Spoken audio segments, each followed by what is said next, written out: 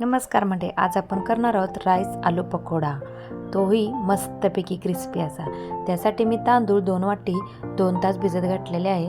आता बारीक वाटण म्हणजे आले, लसूण आणि मिरची हे बारीक असं क्रश वाटून घेतलेले आहे। आता पाणी काढून आपल्याला तांदूळ मिक्सरमधून बारीक करून घ्यायचे आहेत आणि मी बटाटाही उकडून घेतलेला आहे आणि बटाटाही आपल्याला मिक्सरमधून मस्तपैकी बारीक करून घ्यायचा आहे। आता दोन्ही एकत्र करून घ्यायचे आहेत आणि त्यामध्ये मी सैंधव मीठ घातलेलं आहे आणि कसुरी मेथी 1 चमचा घातलेला आहे।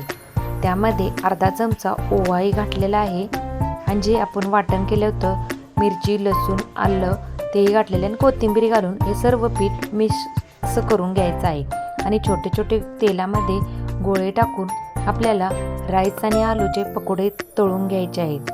मस्तपैकी क्रिस्पी असे बरं का। लाईक अँड सबस्क्राईब करा। थँक्यू।